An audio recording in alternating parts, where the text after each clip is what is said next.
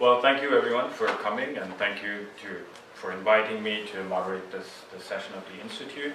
And so I'm just going to introduce all three participants. First we have Ishita Pande. Ishita is Associate Professor of History at Queen's University. She's the author of Medicine, Race and Liberalism in British Bengal, Symptoms of Empire, which was published by Routledge in 2010. She's also the author of numerous articles, and she's been visiting fellow at the Institute for Historical Research at the University of London, and also at the Wellcome Unit for the History of Medicine at Oxford. We have two respondents to Ishita's paper. Sanjam Ahluwalia is Associate Professor of History at Northern Arizona University.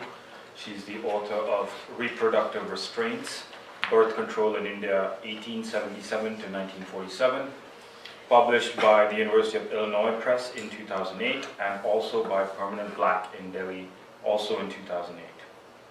Also, she's the author of numerous articles and has been the recipient of an American Institute of Indian Studies Senior Long-Term Fellowship and other awards and grants as well. Our second respondent is Lisa Perez, who I understand, well, A, is a faculty member here, and B, has already presented and no doubt familiar, but just to quickly remind you, Lisa is Assistant Professor of Religion at Dartmouth College, and her book titled Cooking Religion, Work, Talk, and the Making of a Black Atlantic Tradition is under contract with New York University Press and is scheduled to be published in 2015. So, without any further preamble, I turn the floor over to Ishita. Thank you, Nikhil. Thank you, Doug and Veronica. It's great to be here. And I will begin by going back to a confession I made early on when we were meeting each other for the first time, which is that I am not a historian of sexology, and I came to sexology in a slightly roundabout way. So instead of going over my paper, which I thank you for reading, what I'll do is just tell you the story of how I came to write that paper. And hopefully that would sort of help contextualize where I was at when I wrote this paper and how it's changed while I've been here. So I came to sexology in a roundabout way while working on the puzzle of the child in late colonial India, who seems to emerge suddenly and forcefully into the legal landscape. When I got the call for papers for this workshop, I was looking at new laws and court cases that attested to three related phenomena. First, the slipperiness of the child, who was increasingly the subject of law, and usually defined in terms of sexual protection in the law. So for instance, I was looking at laws such as this one, Hari Singh Gore's Children's Protection Bill, which defined unlawful intercourse as sex with a woman between the ages of 13 and 15 by a stranger, and between 13 and 14 by a husband. And the second one, which actually keeps coming up in my paper, is the Child Marriage Restraint Act of 1929, which was first introduced as Harmila Sharda's Hindu Child Marriage Bill, the object of which was to lay down the minimum marriageable ages of girls and boys to prevent, as far as may be, their physical and moral deterioration by removing a principal obstacle to their physical and mental development. And this law is interesting because it provided, I think for the first time, a very clear chronological definition of the child as a person who, if male, is under 18 years of age, and if female is under 14 years of age, whereas minor means a person of either sex who is under 18 years of age. So there's this distinction between the child and the minor, which I think is interesting. So two, what I was interested in also was the tenuous subjectivity of the child and the complex mechanism of its protection in the law. So another set of documents that I was looking at this time was things like this one, and I'm sorry, I apologize for putting so much text on a slide, but I wanted to put this out because I wanted to also refer back to some of the discussions we were having last week. So this is a case from 1935. Should I read it out, or would you just read it for yourself? No, we can't read. Oh, you can't? Okay, I'll read it. Okay, March 15, 1935, the judge at the Allahabad High Court was faced with an appeal from one Sahdev Ram, who had been convicted by a lower court for sodomizing Madan, a boy aged 6.5 years. The facts of the case had been already confirmed by the state's roster of experts. The civil surgeon had detected signs such as injuries and stains on the anus that were considered physical traces of sodomy. The chemical examiner had detected stains on the dhoti of the boy, which the imperial serologist had confirmed were traces of human blood. Sardeo Ram had been sentenced to 2 years of rigorous imprisonment, 12 stripes, and a fine of ₹100 for intercourse against the order of nature. While convinced of Sardeo Ram's criminality, the judge at Allahabad pointed to various complexities that involved the age of the boy. Madan's chronological age, 6, led to the presumption that he was not a willing participant in the sexual act. Those under 7 were absolutely protected from assumptions of criminal responsibility. It was also his age, however, that rendered his testimony inadmissible in court. The boy had not been administered an oath on account of his age. His testimony identifying the assailant was therefore deemed invalid. So it was his age that even made Sardeo Ram,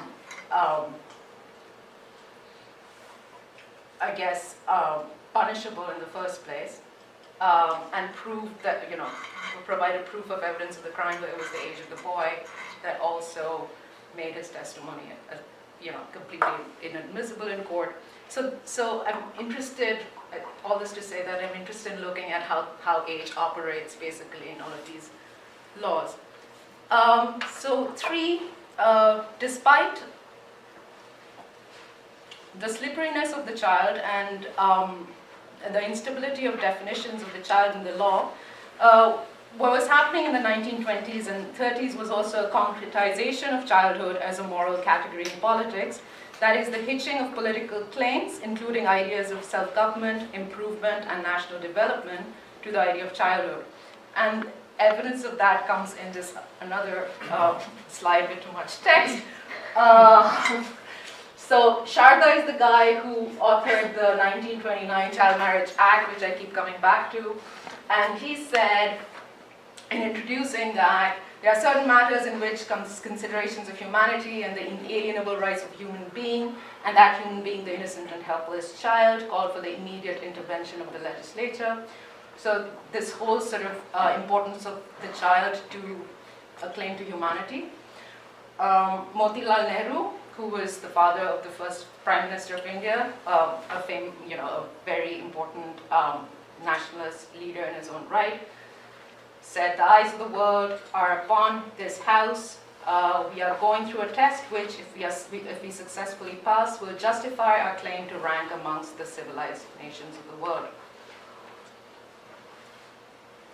Sort of reversing the trend of colonial lag that's been coming up in this, which came up last week, I think, in our discussion. What happened, that there was the copycat age of marriage law in Great Britain soon after, which was introduced with these words: "It may be difficult to prove that in Great Britain the disparity between the legal age of marriage and the facts of national life impedes the progress of morality, but there is evidence that it does impair the influence of Great Britain in cooperating in the work of the League of Nations for the protection and welfare of children and young people, and does prejudice the nation's effort to grapple with the social problems arising from the early age at which marriages are contracted in India." Okay, so this was the sort of stuff I was looking at, and I should add that the slew of laws that were passed between 1919 and 1929, when a reformed legislative assembly that comprised of a significant number of elected Indian representatives for the first time could legislate on matters of national concern and display their abilities in self-government. The reform of family emerged as a major part of the agenda. So the period that I'm interested in the 1920s and 30s, was the time that saw significant changes to structures of colonial government. Indeed, historians have argued that this period cannot be studied without referencing the imperial social formation that exceeded the colonial dyad of India and Britain. I should mention in this regard that the impetus for some of these child protection acts was actually emanating from the League of Nations. And one of the things that I've written about before is the subtle changes in child protection in imperial discourse as the child emerges as significant in the legal, national, social reformist scheme. So this is the kind of shift that's happening. There's a shift from a focus on the treatment of woman as an indicator of a culture's place in a scale of civilizations to the treatment of the child as an index of national development. There's also a shift from thinking of the native as child to thinking of the native as prone to child abuse. And that's sort of indicated in Catherine Mayo's book, Mother India, well known to us historians of India, and sort of referenced somewhere in the footnotes in the book, but I thought I'll draw attention to it here.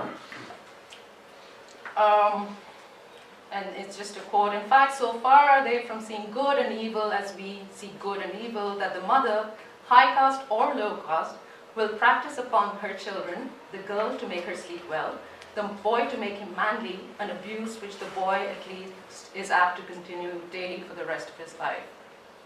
This last point should be noticed.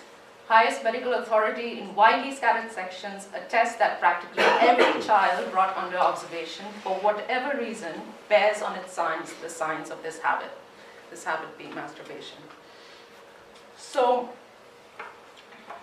I'm mentioning this backdrop because a compelling argument has been made in our workshop about the impossibility of thinking sex without race by Angie.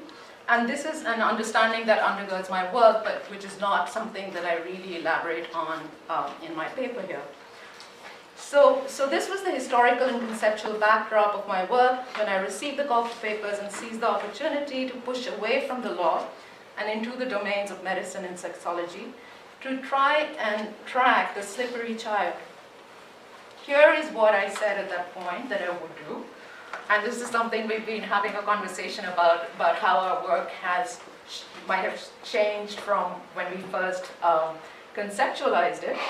So this is what I said I would do. Sexology, I was looking at sexology as a site for understanding the new investment in the child, clarified with respect to how the technologies of sex expanded along three axes, that of pedagogy, concerned with the specific sexuality of children, that of medicine, concerned with the physiology of women, and that of demography, concerned with the regulation of births. And then I was going to go on and look at much of the same material that I'm looking at now.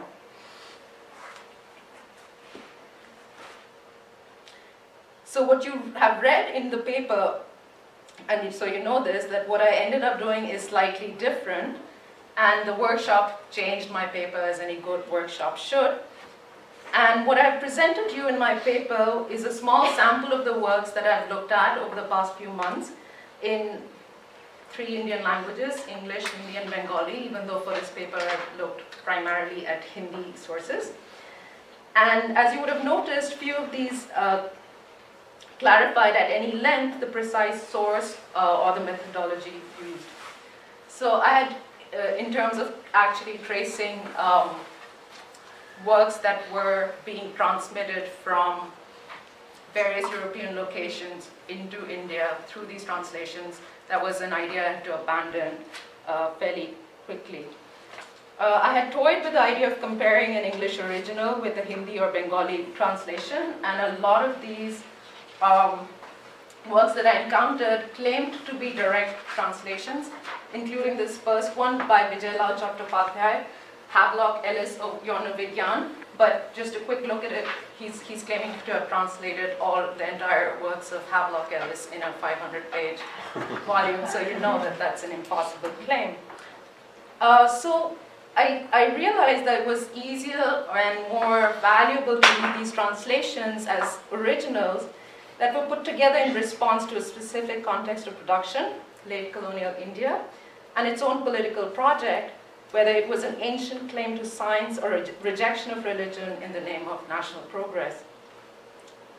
So the works that I've read in the paper that you've read today were not intended for professionals or experts, but constituted third-hand translations for the public, most likely middle-class men and more rarely women.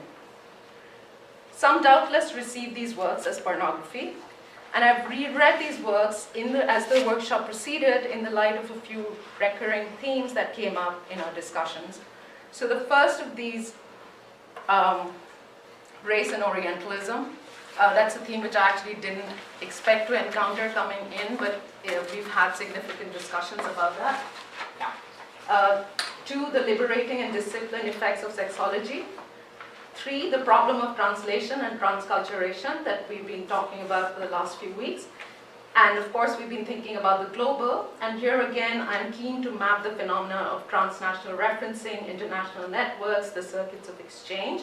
But I'm also interested in drawing from critiques of globalization to talk about what is global in this history of sexology that we're trying to do. And also on ideas of development and underdevelopment that go with the critiques of the global. So finally, I just wanted to clarify that this paper is haunted by Mr. F, who we decided not to name or not to talk about at length when we first came in. So Mr. F is Michel Foucault. Oh. And I know we didn't really make a pledge not to talk about him, but we said let's moving on, sort of thing. So he's there as the unnamed presence. And the only reason why I'm putting him up there is that I think this is actually quite relevant, and my work was conceptualized in relation to this idea. And I'm struggling to do something that maybe you can help with. What I have done, I think, is what Foucault is trying to reject as the linear progression that goes from the constitution of the conjugal family for economic reasons, to the interdiction of sexuality within this family, to the pathological return to this sexuality. And I leave it up here. And I think in trying to write a paper that goes from beginning to end, I might have reproduced some of the linear narrative that we're trying to get away from. And while I'd hope to be able to do this sort of more linking together in a more circular fashion, I would like suggestions on how I can write clearly and still be able to do that without talking about Mr. F. So I'll leave it up there, and thank you for your comments.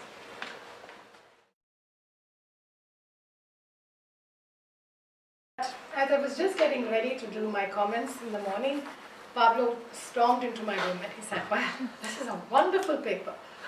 What are you going to say?" I love Ishita's paper. So, well, and I was joking about it in the morning. It's like, let's have lunch and leave. There really is a strong paper. So I think what I'm going to try and do, I don't have too many suggestions for revisions, but I thought what I might begin is with highlighting a couple of contributions that I think Ishita's paper makes to the Institute's focus on global sexual sciences, and then maybe present some very minor suggestions for revisions. And of course, as I said, these are really minor suggestions for an already pretty strong paper. Okay, so I like the concept of global Hindu sexology to capture the emergence of a disciplinary sexual discourse in the early half of the 20th century in colonial India.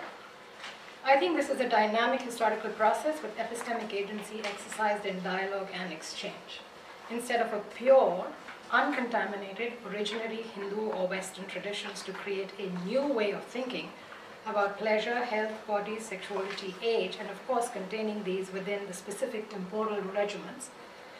The emergence then of an interaction between a timeless ars erotica and a timely sensuia sexualis could not have occurred without the Hindu texts that you mentioned, the Kama Shastra and Ellis or Murray Stokes, which were then imaginatively deployed in the Indian context by Kaviraj Harmandas, Yashoda Devi, Phadke, and also Pillai, right? This does not lend itself to some simplistic explanatory framework of what or who came first, which I think is a rather futile question to begin with. As Ishita correctly lays down, we could not comprehend the new discourse without drawing upon these two deeply intertwined intellectual traditions. So what makes this global? Does a national focus a global make? What's scalar analytics would be required then to comprehend a project as truly global? I would say yes, a national focus a global makes, as wonderfully documented in Ishita's paper. Even as geographical locations for the discourse in India is deeply global, ideas and concepts do not stop at man and women-made national borders, even as, you know, the weather person would like to have us believe that the weather patterns stop at the American border, north and south. We know these borders are not necessarily respected by wind or cloud, but digressing anyway. Stopes and Ellis's ideas then, I think, traveled, but not to any barren space, but to a location or site that was already pregnant, for want of a better metaphor, with rich ideas about bodies and sexuality, to create then a hybrid understanding that was at once both global and Hindu. So while with Ishita's paper, we seem to be moving then further along the project of peopling our history of global sexual science with a wide cast of historical characters. The deeply Germanic historiographical naming is giving way to a global cast from different geographical locations and religious traditions other than merely Jewish. This seems to be emerging as one significant, I think, contribution of the Institute to the existing scholarship on sexology. We now we can now talk not only about the giants, but I think the midgets, such as Kaviraj Harman Das, Yashoda Devi, Phadke, Karve, Pillai, Takahashi, Zhang, and Pan, I'm not sure if I completely butchered those names, who together furnished a robust mechanism for creating sexual subjects who were policed and who self-policed themselves in expressions of normative and hegemonic sexualities. So this is very quickly kind of, you know, placing your paper within the Institute and seeing where we are moving along with the global and the contributions that together we might be coming to constituting a global knowledge of sexual science. In terms of comments, very, very brief. I would say, as I said to you yesterday also, I would say stay with your opening quote maybe a little longer, unpack it further. While it's definitely misogynistic objectification as you suggest, I think it's too simple and therefore maybe also a bit intellectually lazy to leave it at that. So there's room to kind of unpack that a little bit more. And then following from this quote, I think it would also be stronger opening if you fleshed out the connections between temporality, sexuality, and modernity that really frames your paper. I think that needs to be presented earlier on than later. And then I was intrigued at almost a complete absence of community, caste, or class in your reading of sexuality. I was wondering what work, if any, those social hierarchies performed in your project. So, great paper, let's go.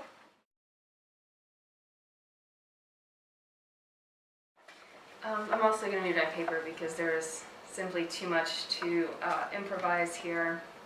I want to thank Dr. Pande for offering the Institute this paper, and to Ro and Doug for giving me the opportunity to respond to it, since it really directly speaks to themes that have animated my own studies: the cultivation of embodied knowledges, formation of modern subjectivities, and the role of temporal progression in setting the pace for what eventually gets taken for granted as everyday life. In this provocative and challenging paper, Ishita convincingly argues that the introduction of clock time and work discipline into North India occurred through the reformulation and subsequent naturalization of norms concerning domesticity, conjugality, and labor in the colonial period. Envisioned as a timepiece that, once properly crafted and wound, would run with great precision according to age and gender, the ideal Indian body became a microcosm for a well-regulated society, integrated seamlessly into the calendar of the global capitalist system. It might be said that the base unit of time was sexuality itself, and its passage the mechanism through which the national and cultural advancement or decline of India would be measured.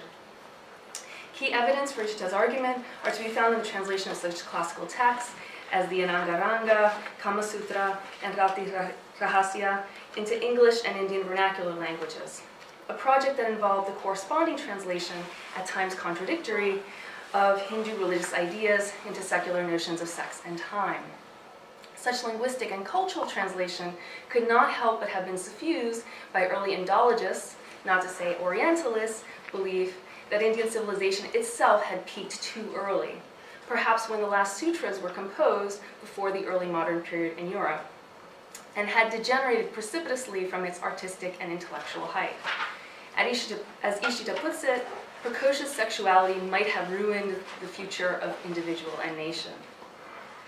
Some Indian intellectuals, like the appropriately named Shastri and Harnam Das, no doubt absorbed anxieties related to this periodization and welcomed the recuperation of quote-unquote ancient texts as a means of laying claim to cultural sophistication absent from the epistemic world of their detractors. We see that the potential of these texts to validate their attempts to quantify and definitively taxonomize sexuality appeal to both British and Indian translators who cast themselves as discoverers of an exotic but universal and timeless, yet of the moment, sexual science. The visual reinforcement of their prescriptive chronology in the form of charts and other figures lent them an authority that narrative alone could not have approximated. What came to my mind in looking at the tables from the Hindu Art of Love, for example, were the schedules in Indian train stations, and the way that they graphically represent a narrative of unalloyed progress and regimentation that only seldom matches up with reality. On the other hand, even as these works and analyses such as Hirschfeld's operated as a critique of European ignorance and squeamishness regarding sexuality, they reinforce the otherness of the Indians whose concepts and bodies lay at the vertices of the grids that structure these texts. I particularly enjoyed Ishita's ability to harness so many voices in the service of her claims. Her eye for the telling quotation does not err, and throughout she demonstrates a steady grasp of both the gravity and the absurdity of the claims made for the bodies, these bodies as timepieces. It was not easy for me to detect any areas of possible improvement, and there is always the danger of proposing changes that would, at best, only lengthen a piece that a presenter hopes to shorten. But in the interest of spurring dialogue on the implications of Ishita's sources, I will say that I thought the specific cultural and religious connotations of sexual continence were sometimes downplayed in the paper.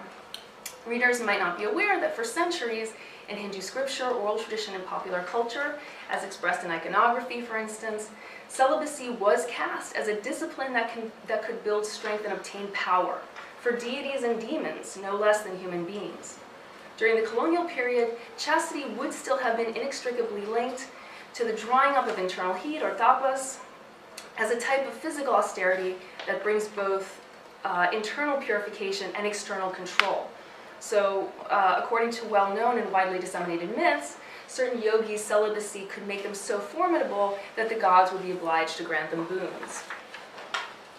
This logic is profoundly gendered and relies on images of the male body as cooler than the female, even though the goddess Parvati builds up tapas in one of many stories.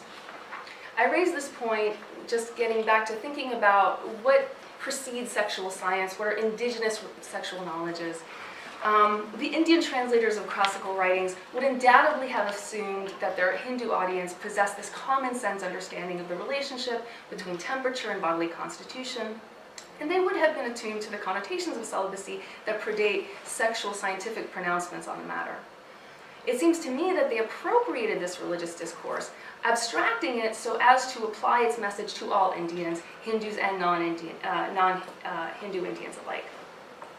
A related issue is the dualistic Hindu conceptualization of male and female bodies in terms of energy types, with the male principle, Purusha, tending towards passivity and stasis, as opposed to the female principle of Shakti, aligned with activity and dynamism. The logic that Shakti belongs to every woman, but must be under male command in order to remain creative rather than destructive, would have underwritten both scriptural and folk renderings of bodies, and provided part of the rationale for what we now call child marriage. These habits of thought would have been forcefully challenged by new translations of Hindu erotic literature and manuals, influenced by modern sexual science. Perhaps nodding just briefly to the long-standing sensibilities under fire in the colonial period would give a better sense of what was at stake in persuading readers that bodies could be rendered intelligible by linear, disembodied teleological schema, rather than by traditional, sensorially dense cyclical models predicated on congenital difference. On this note, by the end of the paper, I did feel that I had a much better sense of the life cycle prescriptions of Dharma for men than for women. It bears mentioning that Manu did not just address the laws governing the stages of existence primarily to men, but categorically disqualified women from assuming the roles of students and renunciants. It seems to me that the specter haunting the child bride in this paper is early widowhood. The social liminality that follows upon it as well as the phenomenon of sati, or immolation on the husband's funeral pyre, that became one of the major pretexts for casting British colonialism as a civilizing mission. And this was long after the legal prohibition of widow burning in 1829. A short word about this, maybe on pages 14 and 15, would help put the Child Marriage Restraint Act in perspective. Although I would not urge Ishita to elaborate too greatly on this aspect of Hindu women's lives, it is a major point of contrast with the normative expectations for men, and a further indication of the extent to which writers and translators set out to transform, for better and much worse, the daily lives of Hindu men and women. In fact, I think it would help to bolster the part of the argument articulated on page 24, especially the statement that begins, while embracing the project of conjugal and national modernization, etc. Although what follows is an elegant and persuasive formulation, I don't think its accuracy can be fully appreciated without spelling out that the possibilities for the individual life cycle for the average Hindu woman were deemed to be radically different from those of men. Apropos of this, I'll remind the session that Ishita has asked how to shorten the paper. And though I'm loath to lose a page of it myself, I think a course of action that would do minimal violence to the argument would be to narrow the focus on girls and women that begins with the outstanding epigraph. It might not be a bad idea to edit down the section on Yashoda Devi and Brahmacharya, since that subject may well be represented in the volume to be produced after the Institute, and to maybe cut some of the initial section on Burton's salacious translation, for example, the lengthy excerpt on page 4, since its flaws are pretty well known, and the Windsor translation, which I just happen to have in my house, laying around on the bookshelf, may ultimately be more important for your argument. In the interest of sharpening the critique, I feel that you could be more explicit about the political impact of translating Shastic Hindu texts for an Anglophone public. The text in this paper undoubtedly played a role in making India synonymous with Hindu religion and learning derived from Sanskrit texts. This trajectory began with Sir William Jones' 1784 essay on gods of Greece, Italy, and India, yet it acquired special significance in the late 19th and early 20th century. The picture Burton, Windsor, and others painted leaves out not only Muslims, but Jains, Buddhists, Parsis, and any number of other religious communities with a claim on Indian national importance. And their erasure could in part be seen as a means of constructing a homogeneous or monolithic other for the purposes of discursive and political domination. In other words, in addition to the analysis of these texts as contributing to the construction of India as an uninhibited oriented, translations of Hindu erotica also flattened the religious contours of the East in ways that would have tragic ramifications, arguably persisting into the present day. One very small criticism, and here I'm approaching my conclusion, is that while the paper centers on colonial North India, it does seem to function throughout as something of a synecdoche for the subcontinent. I'm genuinely curious as to whether parallel developments in sexology were taking place at the same time in South India, particularly among Tamil speakers, since there has been a resurgence in scholarship on Tamil vernacular literature and culture. It's certainly no mean feat to explore, for example, Urdu writer Hanam Das's forays into Gurmukhi, Gujarati, Bengali, and Hindi, but I wonder if North Indian writers were interested in taking their message to Telugu, Kannada, and Malayalam speakers, among others. Since so much of this paper is really quite exemplary, I'll just close by saying that I could spend much more time reading this well-timed piece, and I'm grateful for the chance to engage with this work in progress.